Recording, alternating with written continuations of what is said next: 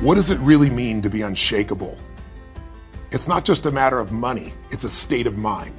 When you're truly unshakable, you have an unwavering confidence amidst the storm. It's not that nothing upsets you, we all get hooked at times, but you just don't stay there. Nothing rattles you for any length of time. This state of mind allows you to be a leader, not a follower, to be the chess player, not the chess piece, to be one of the few who do, not the many who talk. Hi, this is Richard Bradley. I'm the editor-in-chief of Worth Magazine, and I'm here with Tony Robbins and Peter Mallouk. We are talking about their new book, Unshakable, Your Financial Freedom Playbook, Creating Peace of Mind in a World of Volatility. Tony and Peter, I wanted to talk about the fact that there's been a continuous battle in the financial services industry between the quote-unquote fiduciary advisors, those who believe you should have to put your client's best interest first, and the brokerage community, those who believe that so long as a product is generally suitable for a client, there's no need for a fiduciary legal standard. So both of you have been proponents of the fiduciary standard, but as I read this chapter, I realized that even the fiduciaries have figured out a way to operate in legal gray areas. So this is one episode where I think the listener is going to get an incredible value because they need to know exactly what their own financial advisor is, regardless of whether or not they like him or her personally. Talk a little bit about, why don't we start with Peter here, because I know you've done a lot of work on this and you write about it in Unshakable. What are the different categories of quote-unquote financial advisors, and what does it really mean for clients? Can I interject something first? Because I think it's important for people to know that the community as a whole, right, the people that you look to for financial advice, you have to start with a presupposition, and that is, do I want somebody that's legally required to put my interests first, or do I want to hope that somebody that I like, who might even be sincere, but they could be sincerely wrong because they're representing a firm who is not putting your interests first and they're not legally required to. That's the difference between a broker with a suitability standard, which is anything that's suitable, versus a fiduciary standard. As we said before, they tell you to buy IBM, you buy it, they buy it later in the day, they legally got to give you the better stock that they bought later on. That's a very different standard, and people have to understand that because of the 310,000 people that are in this financial advising community around the United States, you're talking 90% of them are brokers. They might be called a wealth manager, a wealth advisor, anything of that nature. So really you have to understand only 10% of them are legally required to put you first, to make your interests the number one focus. To me, that seems insane. But even amongst them, there's a differentiation. So let me clarify, and then I'll throw it to Peter, and he'll give you some of the details. There's only three types of advisors. Brokers, that's 90% of that 310,000, right? Mm-hmm. Then there's a group of people called fiduciaries, or independent registered investment advisors, RIAs. They're held to that higher standard. So of the 310,000, there's 31,000. I wrote about that in Money Master the Game. Part of why we became partners is because Peter came along and educated me that what he calls where the dead bodies are. There's this gray area that people are able to go to, that even the fiduciaries are able to go to, where they're what's called duly registered. It means they're registered as a broker and as a registered investment advisor or fiduciary. So this is the crazy thing. They're sitting in front of you wearing a hat that says, I'm an RIA. I'm one of the few who do, that put you first. I'm legally required. I'm not making commissions off of you. I have no conflicts of interest. I'm only giving advice because I really believe it's the best for you, not because I'm getting paid commissions to do that.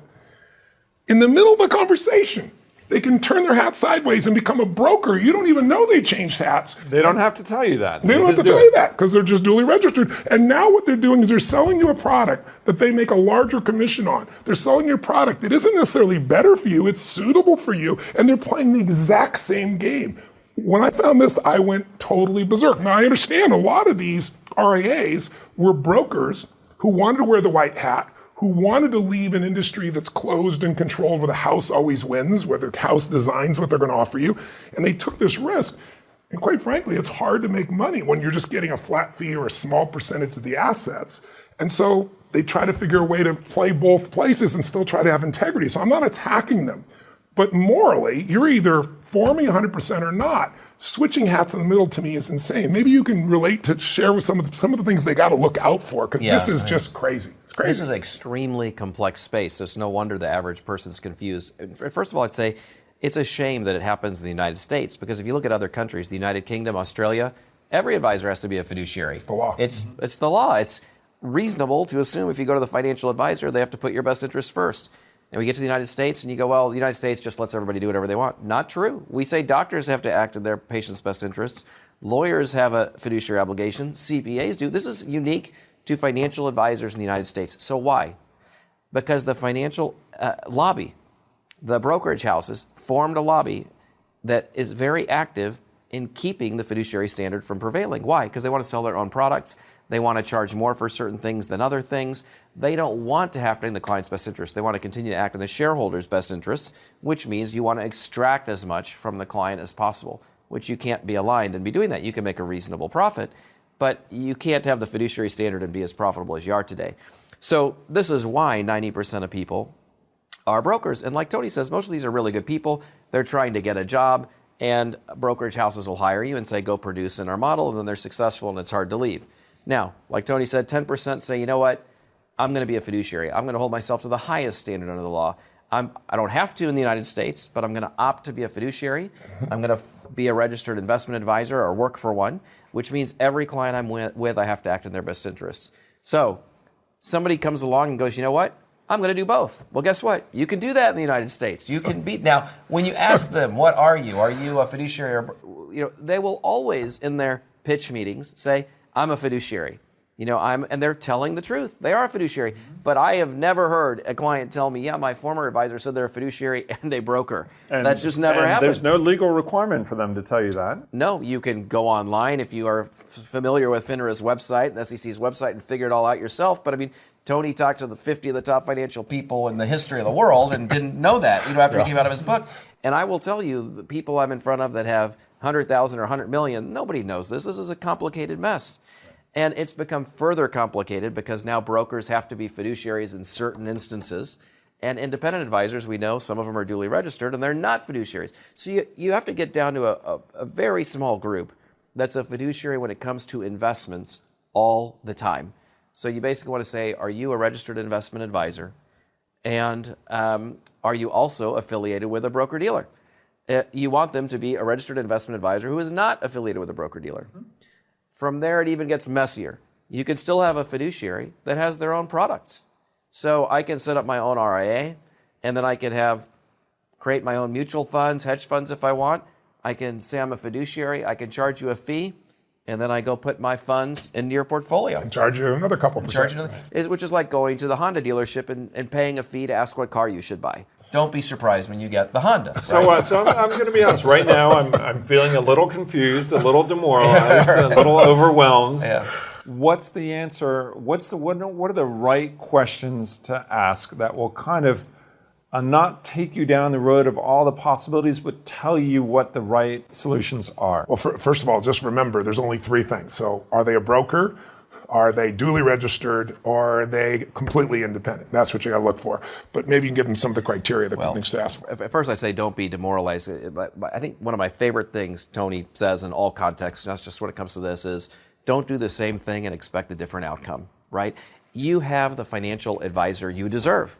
There are plenty of financial advisors out there that are pure fiduciaries, not just creative planning. Yes, we want everybody in America to be a client agreement, but we know that's not the reality. There's plenty of great firms. To be specifically, there's 5,000 out of 310,000. Now you know why it's so hard to get there. So it is hard, but there's 5,000 of them in the United States out of the 310,000 that are not duly registered and that are truly registered investment advisors who are fiduciary only for your benefit. So that's right. And everybody listening to this podcast, just spending this 10 or 15 minutes with us, already knows that all they have to do is ask their financial advisor, are you a registered investment advisor?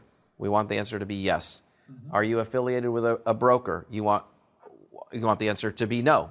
You could also ask, do you have the Series 7? You want the answer to that to be no. That's the license for being a broker. And then do you have any proprietary funds, or does a sister company affiliated with you have any of your own funds? You want the answer to be no. Which, by the way, just to clarify, I won't say the firm, but there's a particular firm, and I like the people involved very much, strong fiduciaries, and they lay out the plan for you for your 1% or less. But then they recommend these funds, and these funds are owned by another firm owned by the same person, right? So, and they don't tell you that. And it's just like when I found it out, it's just, you want to strangle me, you're going to charge me 2%. I already paid you to tell me what's the best investment. Why would I pay you on top of it another 2% when it's your fund? That's like, it's double dipping once again. And It's they'll just even nuts. have a different name, so there's no different way name. you can connect the two. Yeah, without a doubt. Yeah. And so again, the folks, they can easily evaluate their advisor, and like that's the first step. We still want them to have a good investment philosophy, to be used to working with people like you, to manage enough money to have some scale and so on. But that bottom line is, if you respect everything you've ever earned, right, and you want to do best by your family, you should be asking these questions. Does this person at least have to act in my best interest? And a lot of people, they get to that point, they're ready to make a move, and they say, well, but that person's, that person's a friend, or I used to work with them, or the son or parent of a friend or whatever. And I express to your listeners now what I express to them, which is your first loyalty should be to your family, right? So if you know that you are better served, and of course everyone's better served when someone has to act in their best interests, do you want your spouse, who might not be as sophisticated as you are, as involved as you are, walking into their office when you're gone, and then winding up with whatever product that maybe you have a guard or awareness about that they don't? So if you've put the family first instead of that relationship, it becomes very easy to follow through on that decision after you get educated. That's right. It makes the choice starker, doesn't it? Yes. Yeah. You also just got to think about the fact that a lot of these firms will hide that they're making commissions by, they change the name. They call it consulting fees. You were the first person to tell me about this. So there are some independent firms, because you're not allowed, if you don't have a license, if you're purely independent, like Creative Planning, no one has the Series 7. We couldn't collect a commission from a mutual fund company if we wanted to. But we could, believe it or not, we could go to a mutual fund company and go, hey, we'd like some consulting fees. And so instead of revenue sharing for the mutual fund, they give us consulting fees. Now, I don't know what consulting we're doing, right? So you can collect those fees, and it's the same quid quo. It's just a crazy deal. Unfortunately, I mean, that layer is very, very difficult to get to. At some point, you just need to feel like, once I've checked all those other boxes, that hopefully my advisor is not engaging in those kinds of practices. Another common industry practice is an independent firm can charge somebody 1% and say, hey, we're now going to go to a portfolio manager that charges just 0.25 or just 0.3. But they are that portfolio manager. It's just a different name, right? So I'm charging you 1%, and then I send you down the hall, and then that guy might go buy funds owned by other companies, but we've layered another fee in there. The advisor should just get one fee on your investments. It should be disclosed up front, and it should not change based on any way, shape, or form that I present the investment rights. And you got to remember, once again, I got to say it again, you got to pay something for this, right? It's 1% or less is what you should be paying for everything. And if you're paying that 2% or that 3%, every 1% above that is costing you 10 years of retirement income, because not only does you'll get compounding on your investments, but fees compound. That's what people are missing. And so you hear 1% and you think nothing, or 2% and you think nothing. It could be the difference between financial freedom or financial insecurity. It really can be. So, Peter and Tony, let's say that someone is either on their own or because they've been listening to these podcasts and thinking about their own financial situation. Let's say they're considering making a move to another advisor. Let's say, for your guys' benefit, it's going to be a Creative Planning, which I know you both work at and can benefit from. Sure, of course. I talk with a lot of folks who think that they want to make that move, but are intimidated by the fact they imagine it's logistically just a paperwork nightmare, that it's going to take months and months. Is that true, or is it? It's remarkably a easy. little bit easier. Years ago, when Tony moved over to the independent world himself and started this self-discovery, you just bring your most recent statement in, you sign some paperwork, and a week or two later, everything shows up as is. There's also this perception that everything gets sold. I've just had somebody in my office yesterday who said, okay, I've made the decision to come over, but I hate all the taxes I'm going to pay. I said, wait a second, you're not going to pay any taxes, because the funds move over as is. So if you bought Microsoft at $5 and it's 10 times higher today, we'll hold that position. And by the way, you'd like an advisor to continue to hold it. You don't want somebody who's going to blow it out and go do something in their specific strategy. You want it customized and tailored to your needs. You don't want to create a lot of damage to hire an advisor. So it's a matter of paperwork. You wait a few weeks, everything shows up as is. If you've got a good advisor, they'll come back to you and say, hey, look, some of these things we're going to hold for tax reasons or because they're perfectly good, and then we'll make these changes over here, and you can put yourself in a better spot, very quickly. There's another question that comes up a lot when folks are meeting with potential financial planners. You hear it, I think, pretty often. What's your philosophy when it comes to investing? You guys think this is a question that potential clients should ask? Is that right? everybody is an individual, right? So the beauty of CPI or any great firm of this nature is, I was talking to Mary Calhoun Erdos, who's head of JP Morgan. She manages, between her team, she manages 2.3 trillion with a T, right?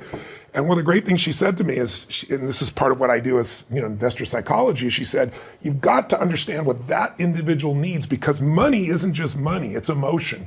And so we got to get you where you need to be financially, but we got to do it in a way that psychologically doesn't produce so much stress that you're not going to follow through or you're going to jump out the first place. So everything has to be done for an individual. These cookie cutter things that people do where they have 3 funds and the Aspen and the Turkey and the whatever fund that they have, right? And they put everybody into it, one size fits all, to me is and then charging 1, 2, 3%, but it's absurd. It's a disservice at the highest level. Peter's firm sits down with a couple and they walk through the process. You leave with a binder like this with simple tabs. You know who's in charge for you. And once you've laid it together, I mean, how often do you really meet with it depends on the individual, right? It depends on what they set the schedule, but a lot of it's very easy to maintain from there on. Yeah. Sometimes it's once or twice or 3 times in a year you might be visiting with somebody, but you've laid together a plan that really makes sense and it's individualized for you. And I think that's really an important point, and it comes back to something we talked about in previous podcasts, which is really, what are you aiming for? It's about maximizing the growth of your money, but it's also, as you both talk about in the book, it's about what you want out of life. Yeah. It's about leading a healthy, happy, meaningful life, and letting your money grow to the point where you can do that. And for everyone, that's going to be different. And I'm so glad you said that, because most people, when they're shopping, they don't realize that's what they're looking for. And that really is ultimately what everyone's looking for. When you ask them, well, what do you want the money for? Well, I need this much money per year for 10 years in retirement because I'm going to travel a lot. Then I want to spend less. You want the portfolio pointing to that. You can go to an advisor and find out they're an RIA, they're a fiduciary, they're not duly registered, they fit all of those things, but they're a market timer. Or all they're focused on is maximum growth. Well, maximum growth, if it can go up 20% in a year, it can go down 20%. That's in a year. That's a rule of investing. And so you really want somebody who's going to say, what are we trying to do for you? For some people, it is maximum growth. They're financially independent and they're giving you, I've got people that have tens of millions of dollars who go, my goal is to double this in a certain period of years. Okay, that's our mission. That's not most people. Most people is, I need this much money at this period of my life, and I know I'm going to get some of it from other sources, but I need to get this much from here. Well, how do we make that portfolio have the highest probability of creating that specific outcome? That should be the mission of your advisor. With the least amount of risk. Yeah. Right? So you're not going through the volatility. I mean, that's really what this is about. Getting people unshakable is getting them into a place where they have a plan and an advisor that can navigate whatever comes, where they're prepared. They know that there are going to be corrections, there's going to be bear markets, but we're going to make sure that you maximize lowest downside possible, most upside possible, but also do it without paying an arm and a leg and giving away a third or 50%, or in some cases 70% of your nest egg to somebody that just is frankly just overcharged you. So this is a great conversation for a client to have, an investor to have with a financial planner, because it's not just about how much money do you want. It's really about what do you want to do with your life, what are you investing for. And I think, frankly, those are things that we're all so busy, we just don't think about enough. And I think that's where sitting down with somebody who's qualified, knows how to dig in and help you uncover what are your needs really today, tomorrow, in the future, what's going to fulfill you. It's not just like the necessity so I can retire. I mean, most people today, a lot of people don't want to retire. Some of the most successful people in the world that are my clients, they're never going to retire. I'm never going to retire. You look at Warren Buffett's, 85 years old right now. Steve Wynn's a dear friend of mine, he's 74. Peter Gober owns the Golden State Warriors, 74 years old, and they're doing more today than any other time. The goal is to have enough money that you don't have to work. And then ironically, you usually work at something you love, even if it's nonprofit. You do it because it fulfills you, not because you have to. And you walk different, but you'll never get there if you don't know who to trust. You'll never get there if you don't know the hidden fees and the half-truths, if you will, that are part of this industry. So you got to get yourself a fiduciary, somebody that is not selling their own funds or somebody else's and getting a compensation or consulting, somebody who truly puts your needs ahead of everybody else's. But I have to add one more piece. There's a cross that you can think of. if this is a salesman and we're going across to a fiduciary, a lawyer, a doctor, a true financial fiduciary who has to put your needs ahead, you want to not be on this end, on this end. And if we've got an arrow going up and down here is, somebody that's unsophisticated, and up here is somebody who's totally sophisticated, you want to get an RIA who isn't just an RIA and not just somebody who isn't duly registered. You want to get somebody that's sophisticated, that knows what to do, that's been through the bear market successfully. Somebody also, quite frankly, is large enough to be able to have been through the ups and downs and managed it effectively. And so that highly sophisticated total fiduciary, that's your target. And in the book, we give you a series of checklists of exactly what to ask for everybody, so you don't have to try and memorize this. And you'll be able to uncover it. Because I've had guys look at me straight in the face. A guy I actually personally knew and asked him, he's a fiduciary, looked me straight in the face as a fiduciary. And then I said to him, do you get commissions? And he says, no commissions. I was like, okay, but he was getting consulting fees. And who would know to ask that question? Yeah, I didn't know to ask that Yeah, question. right. That's Peter's gift in helping me in this book, as our partnership. And we've done everything we can to educate, and so it's up to the listener or the reader of the book to just demand it. And there's like Tony said, there's thousands of options, but they're hidden among hundreds of thousands of options. But you can find those people with this information and make a good decision. It's literally 5,000 out of 310,000, so it's 1.6% of a marketplace, Right. which tells you 98% you want to avoid, but there's that 1.5% roughly that you want to do And in business that with. 1.5%, I don't know if it's 90% or less are overseeing 30 million or less. It's a very scattered, so you really get to a very small group of firms with any scale in that space. And here you have 22 billion to give you an idea and growing. At Creative Planning. Yeah.